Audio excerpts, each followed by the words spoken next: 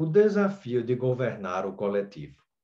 Tempos atrás, quando um prefeito queria fazer algo que custava dinheiro, bastava tirar do bolso um talão de cheques, assinar, ir ao banco e sacar o valor na boca do caixa. Em seguida, dirigia-se ao local, no comércio, comprava aquilo que ele estava precisando e pedia que o dono da bodega desse um recibo, escrito à mão com os dizeres que ele ditava. Não existia Ministério Público e a fiscalização era reduzida a uns poucos vereadores que, em muitos momentos, acabavam precisando dos favores do prefeito. Ele costumava consultar principalmente as vozes da sua cabeça e mais uns poucos que o rodeavam e tentava pôr em prática a ideia que tinha em mente. No momento atual, quando se pensa no desafio de governar o coletivo, esse tipo de processo é inconcebível. Ser presidente, senador, deputado, governador, prefeito, vereador ou exercer qualquer outro cargo público hoje, seja eletivo, efetivo ou comissionado, é completamente diferente do que foi sê-lo no passado recente. Quanto ao exemplo dos cheques, o Decreto Federal 6170/2007 passou a proibir o saque de verbas públicas na boca do caixa.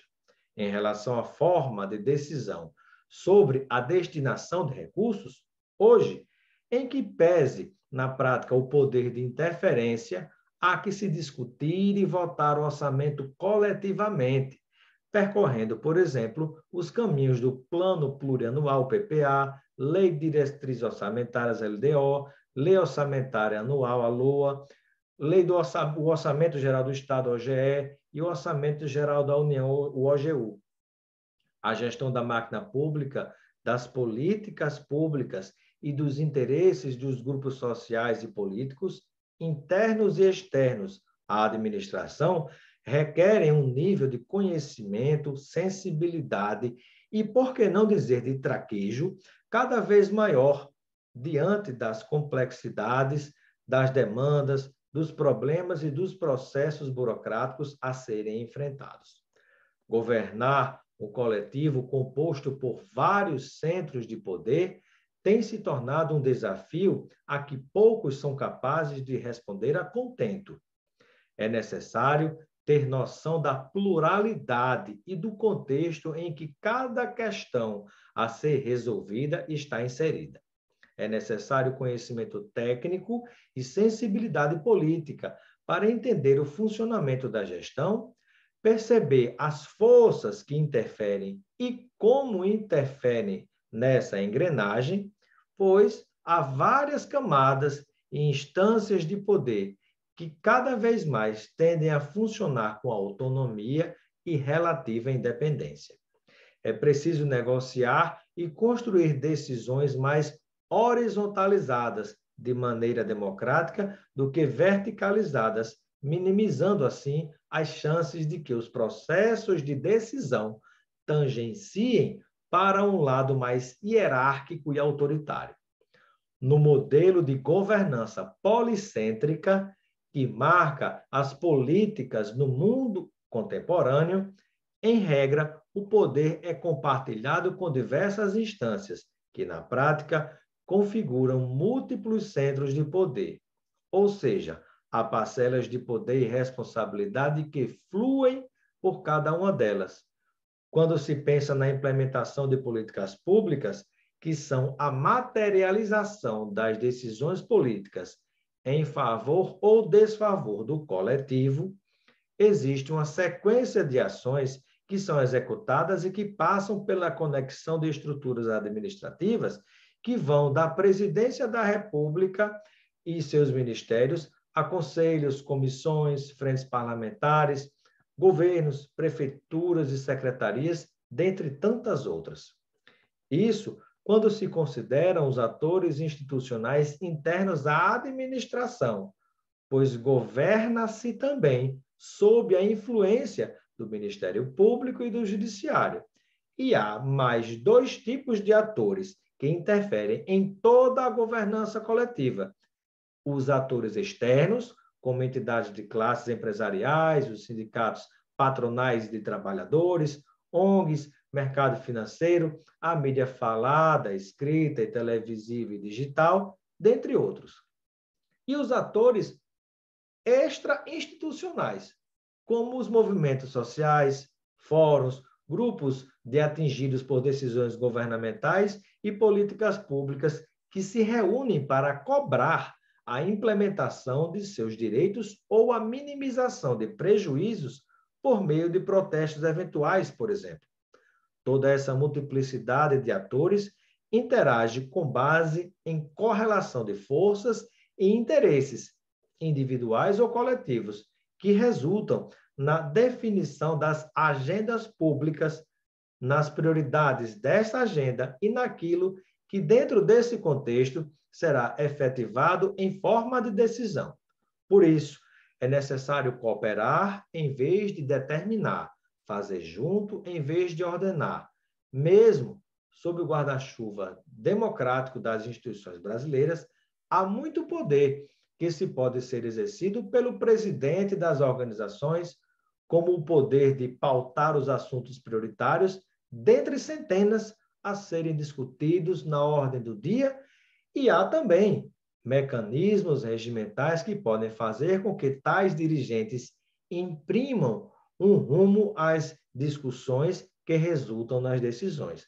Porém, não se pode desconsiderar que as estruturas institucionais formais, além de serem permeáveis à vontade dos seus líderes, também são influenciadas tanto pelo contexto de cada tema a ser colocado em pauta, como pelas pressões exercidas pelos grupos de interesses de cada área, ou seja, pelo potencial de agência de ação humana junto a essas organizações. É imprudente, improdutivo e desgastante tomar decisões de cima para baixo em um gabinete fechado, ouvindo vozes da minha cabeça. Por mais que haja boas intenções, sem ouvir, no mínimo, os grupos envolvidos que serão alvos das decisões e que poderão ser beneficiados ou prejudicados com o efeito da decisão tomada ou da política pública implantada. O contexto importa, como importam a astúcia e a perspicácia do líder que governará em ambientes favoráveis ou desfavoráveis, mas que, deliberando em conjunto com as forças envolvidas em cada processo de tomada de decisão, terá mais condições de minimizar as resistências a essas decisões, por mais que estas talvez nunca agradem a todas as forças envolvidas. Decisões impostas de cima para baixo geram mais oposições, deserções e boicotes. É prudente considerar tanto as regras quanto as práticas e narrativas na condução da gestão pública. Pode-se pensar nas regras como o ordenamento jurídico constitucional e os regimentos no campo formal, mas também se deve considerar o informal em cada organização no setor público, que são as práticas, nem sempre condizentes com as normas formais, com as regras. Governa-se com a ambiguidade de diferentes decisões judiciais com base numa mesma lei sobre uma mesma matéria julgada de modo diferente por juízes diferentes. Governa-se também, por exemplo, com as incertezas, com os riscos e oportunidades. E, para lembrar Maquiavel, governa-se sob a influência do infortúnio ou da deusa da boa sorte, que rodeiam constantemente a caneta do gestor. Governa-se com os recursos que se tem e que, em geral, são escassos em relação às demandas. Uma visão realista de governança considera a realização do jogo político com as cartas que estão disponíveis. Por exemplo, o próximo presidente da República e os próximos governadores governarão com os membros do Legislativo que forem eleitos juntamente com ele. Se o povo mandar para o Legislativo freiras, anjos e demônios, será com eles que os futuros gestores governarão. Governar é considerar os efeitos que recaem sobre o povo como alvo das decisões tomadas pelos governantes. Neste cenário, entram em campo as narrativas para tentar justificar ou minimizar os danos que muitas vezes recaem sobre a população insatisfeita, para tentar minimizar as insatisfações e tentar construir alguma aceitação. Uma narrativa bem construída e disseminada é capaz de levar um ser humano na condição de soldado a oferecer a sua própria vida em um sacrifício numa guerra. Cada área de governo tem a sua peculiaridade e, por isso, não há uma fórmula única de se governar.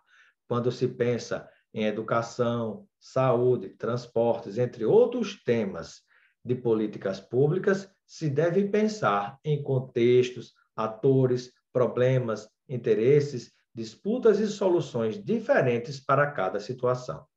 Do mesmo modo, o desafio de governar o coletivo é diferente do desafio de governar o privado. O Estado não é uma empresa privada, é um ente público. Governar o Estado é governar o interesse comum a todos. Governar o interesse público choca com os interesses privados. Além disso, o tempo, os processos, as formas de decisão, a racionalidade e a lógica de funcionamento são de naturezas diferentes. Por fim, os processos políticos de tomadas de decisão passam por diversos sistemas de engrenagens que precisam ser lubrificadas com informações precisas, diálogo, acordos e adaptações, maleabilidade e horizontalidade sim, rigidez e verticalidade não. Esse é o fazer cotidiano da política na tentativa de viabilizar a arte e o desafio de governar o coletivo.